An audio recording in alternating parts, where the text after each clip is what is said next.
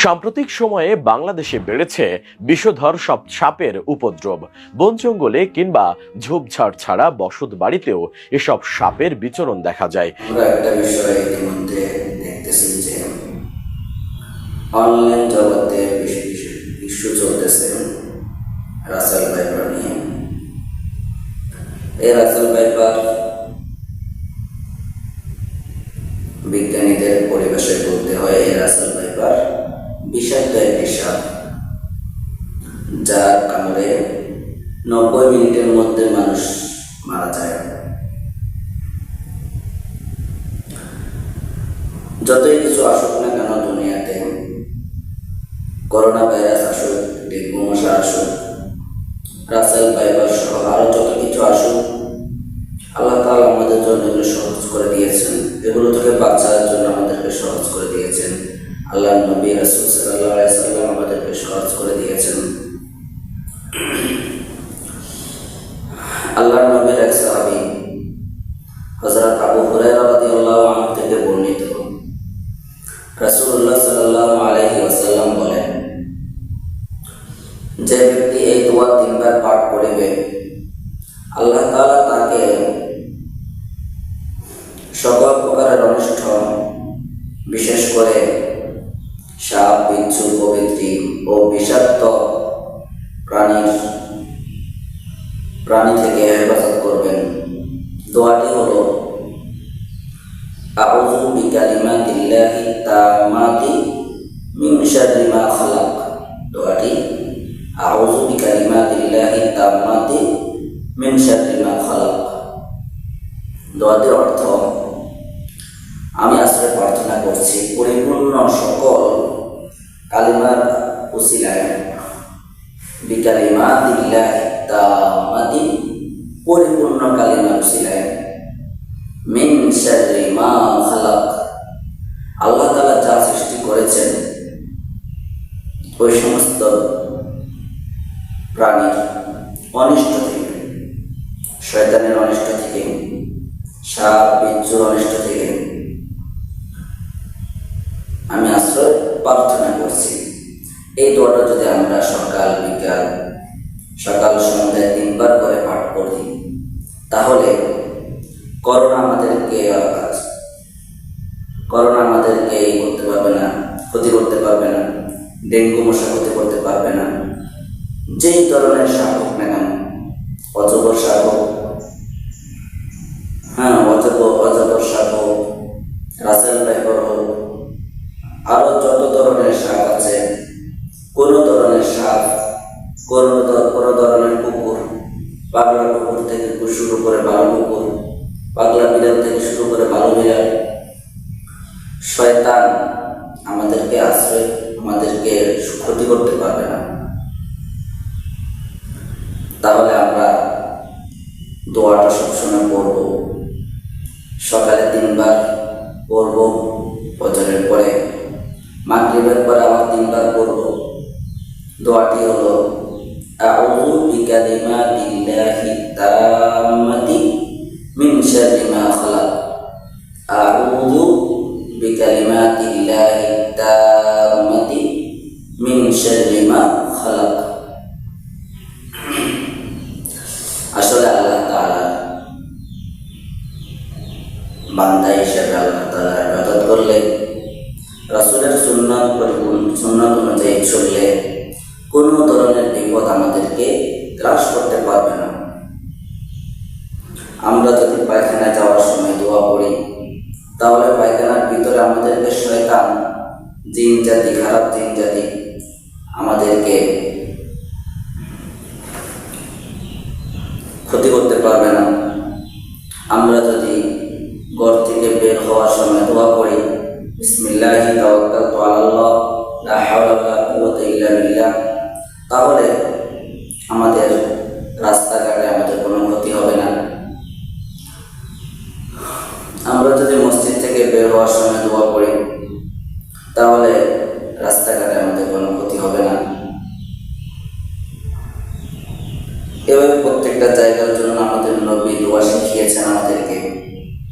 ভাত খাওয়া দোয়া, ভাত খানা শেষ হলে দোয়া, এরপরে অজুর শুরুতে, অজুর মাঝখানে, অজুর শেষে দোয়া, মসজিদে যাওয়ার সময়, মসজিদ থেকে বের হওয়ার সময় দোয়া, ঘরে প্রবেশ করা, ঘর থেকে বের হওয়ার সময় দোয়া, পায়খানায় যাওয়া, পায়খানা থেকে বের হওয়ার সময় দোয়া। সব জায়গায় আমাদের কি শিখিয়েছেন? আমাদের রাসূল দোয়া শিখিয়েছেন। এগুলো বিশেষ কোনো ইয়ার ক্ষেত্রে খাস নয়, কিছু কিছু দোয়া আছে বিশেষ কোনো ইয়ার ক্ষেত্রে খাস নয়। ডেঙ্গু মশা যখন খুব বেশি প্রবল ধারণা করেছিল গত কয়েক বছর আগে, তখন অনলাইনে প্রচার হয়েছে ডেঙ্গু মশার দোয়া হলো আউযু বিকালিমাতিল্লাহি তাম্মাতি মিন শাররি মা খালাক। এটা বিশেষ ডেঙ্গু মশার জন্য না, এই দোয়া হলো বিষাক্ত প্রাণী থেকে বাঁচার দোয়া। হোক রাসেল ভাইপার, হোক করোনা, হোক ডেঙ্গু মশা, হোক পাগলা কুকুর, ইত্যাদি ইত্যাদি, জিনজাতি। করোনাকালে আমরা একটা দোয়া পড়েছিলাম, অনলাইনে বেশি প্রচার হয়েছিল, অফলাইনেও লিফলেট আকারে প্রচার হয়েছিল। আল্লাহুম্মা ইন্নী আউযু বিকা মিনাল বারসি ওয়াল জুনুনি ওয়াল জুযামি ওয়া মিন সাইয়্যিল আসকাম। এটাও বিশেষ করে করোনার দোয়া না, এটা একটা মারাত্মক পর্যায়ের রোগের দোয়া। তো রাসেল ভাইপার ইদানিং ফেসবুকে বিশেষ করে ঘোরাঘুরি করতেছেন। রাসেল ভাইপার আসলে কোত্থেকে আসলো? বিজ্ঞানীদের পরিভাষায়, বিজ্ঞানীদের থেকে, বিশেষজ্ঞদের থেকে এটা জানা যায় যে রাসেল ভাইপার 100 বছর আগে বিলুপ্ত হয়ে গিয়েছিল, ইদানিং আবার দেখা দিয়েছে তাও নদী অঞ্চলগুলোতে, যেমন মানিকগঞ্জ, বরিশাল, ভোলা, চাঁদপুর, খাগড়াছড়ি ইত্যাদি এই জায়গাগুলোতে, যশোর, এই জায়গাগুলোতে রাসেল ভাইপারের দেখা মিলেছে। বিশেষজ্ঞরা এটাও বলেন যে রাসেল ভাইপার বছরে 20 থেকে 50টি বাচ্চা দেন। তারা এটাও বলেন যে রাসেল ভাইপার কামড় দিলে 90 মিনিটের মধ্যে মানুষ ইন্তেকাল করেন। তাহলে আসলে বোঝা যাচ্ছে রাসেল ভাইপার বিষাক্ত একটি সাপ। তবে আপনি যদি রাসূলের সুন্নাত অনুযায়ী চলাফেরা করেন, তাহলে আমি বিশ্বাস করি, আমি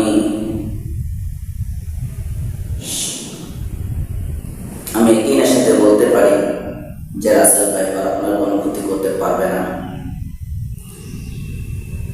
আর যদি আপনি রাসূলের সুন্নাত অনুযায়ী আমল না করেন, রাসূলের সুন্নাত অনুযায়ী যদি চলাফেরা না করেন, তাহলে রাসেল ভাইপার কেন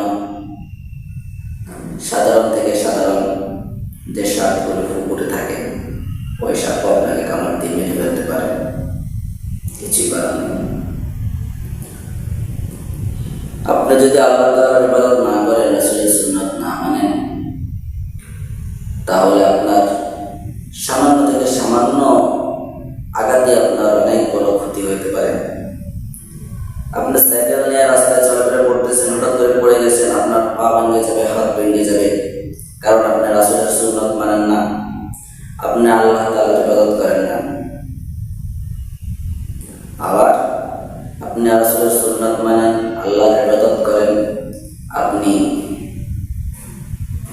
বড় বিশ্ব রোডে আপনি বড় গাড়িতে অ্যাক্সিডেন্ট করেছেন, আপনার কিছুই হবে না। আপনি 10 তলা থেকে পড়ে গেছেন, কিছুই হবে না, কারণ আপনি রাসূলের সুন্নাত আদায় করেন। এতটুকু ইকিন, এতটুকু বিশ্বাস আমার মধ্যে আছে, আপনার মধ্যেও থাকা উচিত রাসূলের উম্মত হিসেবে। তা আমরা আর বেশি কথা বলবো না, আমরা বিশেষজ্ঞদের থেকে ভালো করে জেনে নিব যে রাসেল ভাইপার আসলে কি, কোত্থেকে আসলো রাসেল ভাইপার। কি কতটুকু ক্ষতি করতে পারে মানুষের, রাসেল ভাইপার কেমন, এই বিষয়ে একটু জেনে নেব। কম হলেও কিছু প্রজাতি এতটাই বিষাক্ত যে তার ছোবলে তৎক্ষণাৎ একজন মানুষ প্রাণ হারাতে পারে। এমনই এক প্রজাতির আনাগোনা বেড়েছে দেশের বিভিন্ন এলাকায়, ইতোমধ্যেই যার কবলে পড়ে প্রাণ হারিয়েছে অনেকে। কিন্তু কি সেই সাপ, কি তার নাম, চলুন জেনে নেই বিস্তারিত। বিষধর সাপটির নাম রাসেল ভাইপার। এর বেশ মারাত্মক ভয়ঙ্কর। বর্তমানে দেশের কিছু অঞ্চলে হরহামেশাই দেখা যাচ্ছে সাপটিকে, কিন্তু আগে এই সাপটিকে তেমন একটা দেখা যেত না, ফলে অনেকে এই সাপের নাম সম্পর্কেও অবগত নয়। বর্তমানে পদ্মা যমুনার অববাহিকায় সাপটির উপদ্রব বেশি, প্রতিনিয়ত কৃষকদের শত্রু হয়ে উঠছে এই রাসেল ভাইপার। এই বছরই বাংলাদেশের অনেক জায়গায় ফসলের ক্ষেতে রাসেল ভাইপারের কবলে পড়ে অনেক কৃষক প্রাণ হারিয়েছে, ফলে আতঙ্ক ছড়িয়ে পড়েছে পুরো গ্রামবাসীর মধ্যে। অনেক খুঁজেও এখন আর শ্রমিক পাওয়া যাচ্ছে না, ভয়ে কেউই কাজ করতে চাইছে না এসব ফসলি জমিতে। রাসেল ভাইপার সাপটি চন্দ্রবোড়া নামেও পরিচিত। বাংলাদেশ বন বিভাগের বন্যপ্রাণী ও জীব বৈচিত্র্য সংরক্ষণ কর্মকর্তারা বলছেন, রাসেল ভাইপার সাপ দেখতে বেশ মোটাসোটা, কিন্তু দেহের তুলনায় এর লেজ বেশ চিকন। এদের দেহের পৃষ্ঠতল বাদামি আকৃতির, সাপটির গায়ে গোলাকার বা ডিম্বাকৃতির ছোপ ছোপ দাগ কাটা থাকে। এই সাপটির ঘাড় অপেক্ষা মাথা তুলনামূলক মোটা। সাপটির শরীরের রং হালকা বাদামি হওয়ায় এগুলো ঘাসের সঙ্গে একবারে সহজেই লুকিয়ে যেতে পারে। মে জুলাই মাসের মধ্যে এরা নিজেদের প্রজনন প্রক্রিয়া শুরু করে, তবে প্রজননের দিক থেকে এরা অন্যান্য সাপ থেকে ব্যতিক্রম। এরা ডিম পারে না। প্রজননকালে ৫ থেকে ৫০টি পর্যন্ত বাচ্চা প্রসব করে থাকে। বন বিভাগের কর্মকর্তারা আরো বলেন, রাসেল ভাইপার যখন নিজের ওপর বউপথ অনুভব করে তখন তারা মুখে হিসফিস শব্দ করতে থাকে। সাধারণ মানুষের রাসেল ভাইপার সম্পর্কে কোনো ধারণা না থাকায় প্রথমবার দেখে তারা অজগর মনে করতে পারে। নিশাচর অর্থাৎ রাতে শিকারের জন্য বের হওয়া এই প্রাণীটি মারাত্মক ভয়ঙ্কর। তবে ভয়ঙ্কর এই সাপটির বিচরণ এখন বেশিরভাগ সময়ে ফসলের জমিতে দেখা যায়। গবেষকদের মতে রাসেল ভাইপারের প্রধান খাদ্য ইঁদুর, ব্যাঙ, ছোট ছোট পাখি এবং টিকটিকি। ফসলের ক্ষেতে ইঁদুরের উৎপাদ বেশি হওয়ায় সাম্প্রতিককালে ফসলের জমিগুলোতে খাবারের খোঁজে আসে সাপটি। তাছাড়া অতিরিক্ত বন নিধন হওয়ায় রাসেল ভাইপার এদের বসবাস উপযোগী পরিবেশ খুঁজে পায় না, পর্যাপ্ত খাবার পায় না। এ কারণেই খাবারের সন্ধানে এরা বিভিন্ন জায়গায় খাবারের খোঁজ করে। মূলত খাবারের জন্যই ফসলি জমিগুলোতে আসে এই সাপ। এ কারণেই ফসলি জমির পাশে বাসা বাঁধে এগুলো, ফলে কৃষকরা সাপগুলোর কবলে পড়ে। অনেক কৃষক রাসেল ভাইপারের বিষে বিষাক্রান্ত হয়ে ঢলে পড়েছেন। বিশেষজ্ঞদের মতে এই সাপের বিষের মধ্যে রয়েছে হোমোটক্সিন নামক এক প্রকার পদার্থ। এই হোমোটক্সিনের কারণে মানুষের কোষ পচে তাদের মৃত্যু ঘটে। তাই রাসেল ভাইপারের কবল থেকে বাঁচতে সবাইকে সচেতন থাকার পরামর্শ দিয়েছেন বন বিভাগের কর্মকর্তারা। বিশেষজ্ঞদের থেকে আমরা জানতে পারলাম রাসেল ভাইপার সম্পর্কে গুরুত্বপূর্ণ আলোচনা। অবশেষে আমি আবারও বলতে চাই, রাসেল ভাইপার থেকে বাঁচার দোয়া আমরা নিজে শিখব, নিজের আত্মীয় স্বজনকে শিখাবো। যতটুকু সম্ভব আজকের এই ভিডিওটা শেয়ার করে শত শত মানুষের মাঝে পৌঁছিয়ে দিব। আল্লাহ তাআলা আমাদেরকে এই দোয়াটি শিখে সব অনিষ্ট থেকে পানা চাওয়ার তৌফিক দান করুন এবং আমাদেরকে আমাদের আত্মীয় স্বজনদেরকে শিখানোর তৌফিক দান করুন। হাদিস অর্থ হলো আমার পক্ষ থেকে একটি বাণী হলেও পৌঁছে দাও। সেই হাদিসের উপর লক্ষ্য করে হলেও আমরা ভিডিওটি শেয়ার করে শত শত মানুষের মাঝে এই খবরটি পৌঁছে দিব। আসসালামু আলাইকুম ওয়া রাহমাতুল্লাহি ওয়া বারাকাতুহু।